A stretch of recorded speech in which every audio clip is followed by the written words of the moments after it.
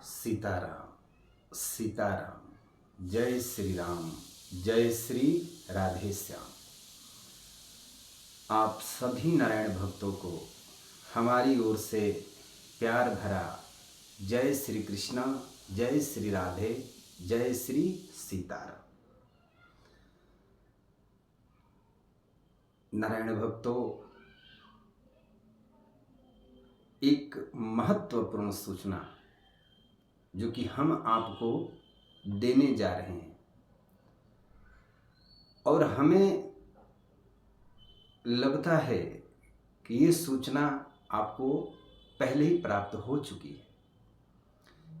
केवल हम याद दिलाना चाहते हैं कि बरसों बरसों की हमारा युद्ध, बरसों बरसों का योगदान, हमारे महापुरुषों का, हमारे संतों का,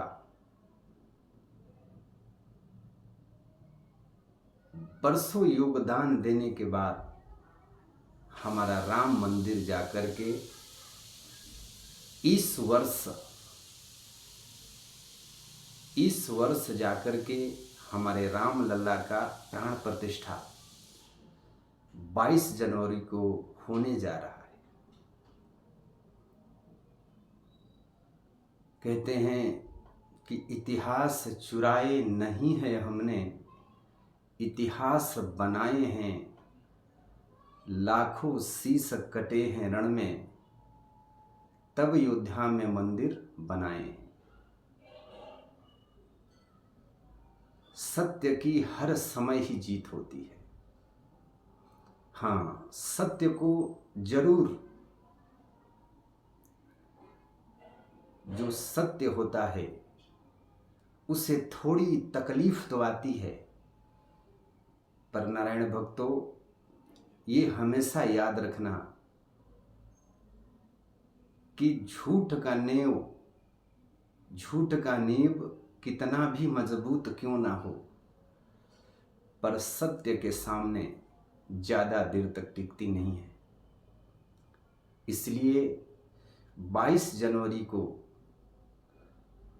अयोध्या मंदिर में प्रभु श्री राम का प्राण प्रतिष्ठा होने जा रहा है।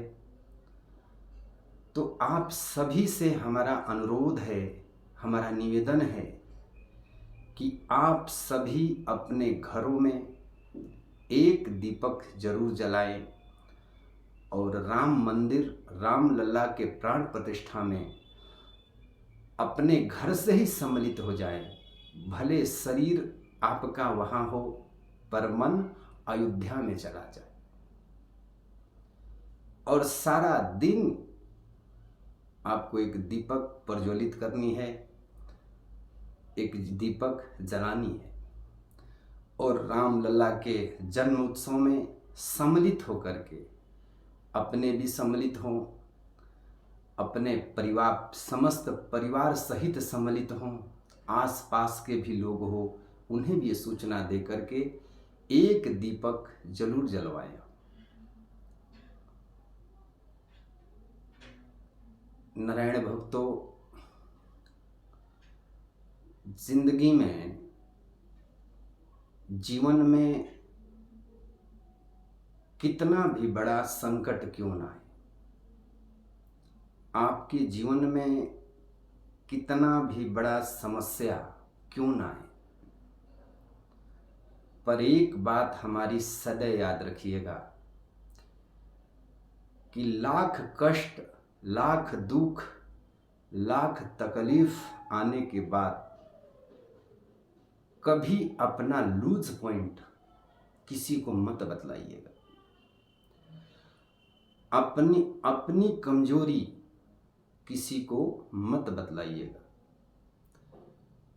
अगर आप ऐसा करते हैं तो आप भारी संकट में पड़ सकते हैं। कैसे कि जब प्रभु श्री राम की उस समय भी यही तैयारियां थी, इससे बढ़कर तैयारियां थी। जिस समय प्रभु श्री राम का राज तिलक होने वाला था, दशरथ जी, महाराज दशरथ ने घोषणा कर दी थी, गुरुदेव से आज्ञा लेकर के समस्त अयोध्या वासियों की सहमति को लेकर के ये घोषणा कर दी कि कल राम लल्ला का राज तिलक होगा, राज अभिषेक होगा, कल राम अयोध्या का राजा बनेंगे। और वो शुभ घड़ी आ भी गई, जिस शुभ घड़ी की प्रतीक्षा अयोध्या वासियों ने वर्षों से किया, आखिर वो मंगल घड़ी आ ही गई। तो जब आप कोई शुभ काम करते हैं या काम करने का विचार करते हैं या काम कर रहे होते हैं, तो अच्छे काम के साथ साथ उसमें बाधाएं भी बहुत आती हैं। महाराज ने घोषणा कर दिया, समस्त अयोध्यावासी आनंदित है, पूरी अयोध्या खुशहाल है, उनकी खुशियों का ठिकाना नहीं है। सारी प्रजा, सारी अयोध्यावासी केवल रात ढलने की प्रतीक्षा कर रहे हैं कि रात ढले और कल हम सभा में चलकर के प्रभु श्री राम को राज तिलक होते हुए देखें। इतना उत्साह था, इतना उत्साह था कि शब्द नहीं है कि मैं आपको बयान कर सकूं। लेकिन कहते हैं कि हुई हैं वही जो राम रचि राखा। ऐसा उत्सव का माहौल था, ऐसा खुशियों का माहौल था, ऐसा आनंद का माहौल था। लेकिन नारायण भक्तों, बीच में एक रात्रि के मध्य में एक ऐसी बात हो गई, एक ऐसी घटना घटी जो आगे चल करके पूरी वृतांत को ही बदल के रख दी, सारी खुशियों को बदल करके बिखेर करके रख दी। सारे लोग खुशहाल थे, राज्य की तैयारियां हो रही थी, माताएं खुश हैं, महाराज दशरथ खुश हैं, सभी संत जन खुश हैं, बड़ा आनंद का माहौल है। लेकिन इंद्र सरस्वती को बुला करके भेजता है कि देवी, कैसे भी कुछ करो, ऐसा कुछ करिश्मा करो कि राम राजा ना बने। यदि राम राजा बन गए तो सब गड़बड़ हो जाएगा, राज तक ही सीमित रहेंगे। जिस कारण प्रभु का अवतार हुआ है, जिस कारण प्रभु ने जन्म लिया है, वो काम तो अधूरा रह जाएगा। माता ने सरस्वती को समझा बुझा करके भेजा। सरस्वती ने एक बल्कि बढ़िया बात कही। मानसकार कहते हैं कि ऊंच निवास नीच करतूती, देख न सकहीं पराई विभूति। तुम देवताओं को किसी की बड़ाई देखी नहीं जाती, तुम किसी की प्रशंसा देख ही नहीं सकते हो, ये तो आपकी बातों से पता चलता है। अरे जरा अयोध्या में नजर डाल करके तो देखो, कितना आनंद है, कितना खुशहाल है अयोध्या। घर घर में बधाइयां बट रही है, तीनों माताएं बड़ी आनंदित है, खुशहाल है, महाराज दशरथ प्रसन्न हैं। और इस समय में ऐसी बातें, लेकिन प्रभु श्री राम का यही इच्छा है। आपके कहने से तो मैं नहीं जा रही हूं, लेकिन प्रभु श्री राम की यही इच्छा है, तो उनकी इच्छा को कौन टाल सकता है। समस्त अयोध्या में घूमने लगी, घर घर जाकर के राम विरोध में बातें करने लगी, पर हर जगह से उसे अयोध्या वासियों ने उसकी निंदा की, उसका अपमानित करके अपने घरों से निरादर करके और निकाल देते थे।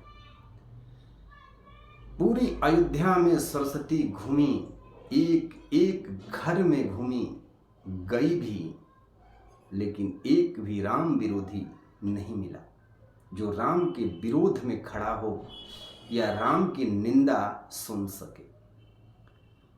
सरस्वती निराश होकर के जाने लगी तो एक राम विरोधी मिल गया, मंथरा।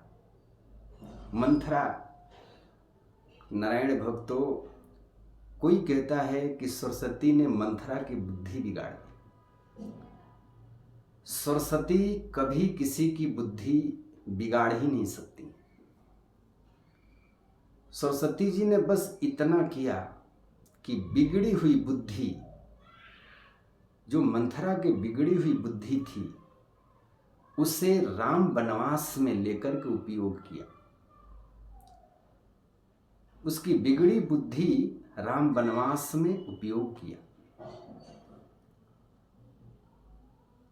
तो मैं आपसे कह रहा था कि आप कभी भी अपना लूज पॉइंट किसी को मत बताना। कैकेयी के भवन में चली गई और जा करके खूब रुदन करने लगी, जोर जोर से सिसकारियां भरने लगी, रोने लगी, मानो नाटक करने लगी। नारायण भक्तों, जो समाज में गलत काम करते हैं, जो समाज में अशांति फैलाते हैं, ये इतनी जल्दी हार नहीं मानते। इनका नाटक भी जो होता है वो गजब का नाटक होता है, जो कि आपको लगेगा कि ये सत्य है। रोने लगी। कैकेयी ने देखा कि भाई मंथरा रो रही है, अच्छी भला खुश होकर के तो अभी अभी गई थी, लगता है कि अयोध्या में कोई बड़ी घटना घट गई है। मंथरा के पास में आकर के माता कैकेयी कहती हैं कि अरे मंथरा, क्या बात है, अयोध्या में कोई बड़ी घटना घट गई है क्या? क्योंकि कैकेयी तो ये सोचती है कि जो मंथरा सारी दुनिया को रुला दे, आज वो स्वयं रो रही है।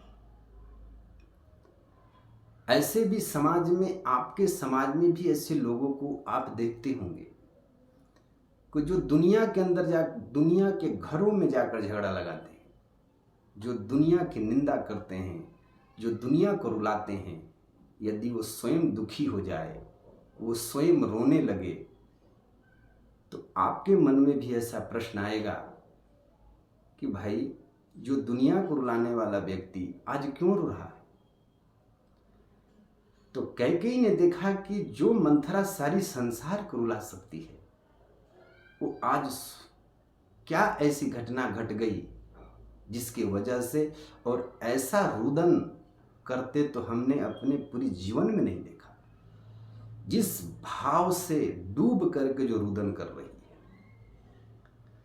महारानी जी ने चुप कराया, कोई घटना घट गई है?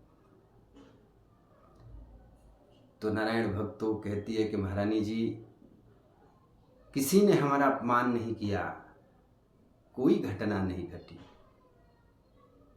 तो कैकेयी ने कह दिया कि क्या कुशल राम महिपाला, सारा अयोध्या में कुशल तो है, मेरा राम कुशल तो है।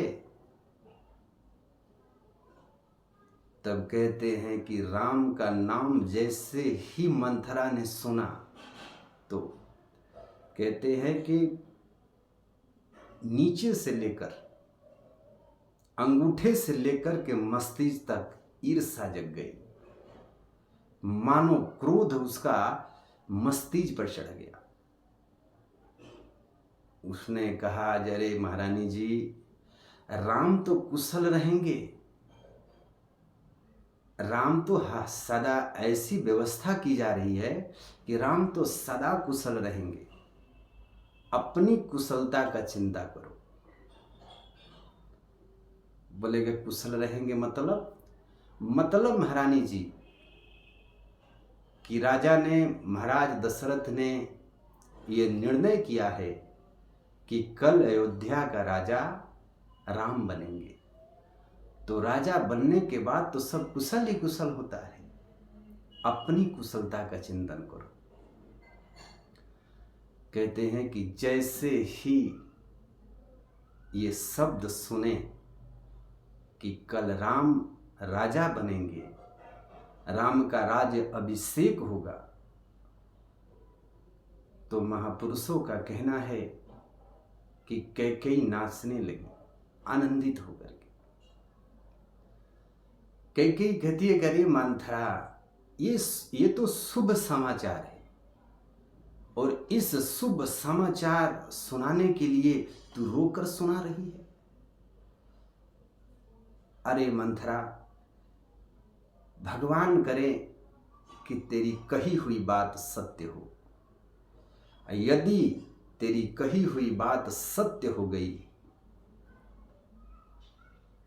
तो मैं महारानी कैकेयी तुझे वचन देती हूं कि तू जो मांगेगी वो मैं तुझे दूंगी। मंथरा ने कहा कि लो ना, मैं तो राम विरोध में महारानी को खड़ा करने वाली हूं, और ये महारानी जी तो राम की प्रशंसा की पुल बांधे जा रही हैं, बड़ाई ही बड़ाई किए जा रही हैं। तो नारायण भक्तों, जीवन में ये आगे बड़ी विस्तार पूर्वक ये कथा है। तो जिंदगी में आपके जीवन में कितना भी संकट क्यों ना आए, कितनी भी समस्या क्यों ना आए, कितनी भी दुख क्यों ना आए, लेकिन अपनी समस्या और अपनी लूज पॉइंट कभी किसी को बताना नहीं। केवल 2 जगह जरूर बताना, एक अपने माता पिता से और दूसरा गुरु से। कभी पड़ोसी से भूल कर भी अपनी समस्या का जिक्र मत करना। और ये दुनिया तो यही रास्ता खोजती है कि कब आपको आपकी समस्या हमारे पास आए और उसका नाजायज फायदा उठाए।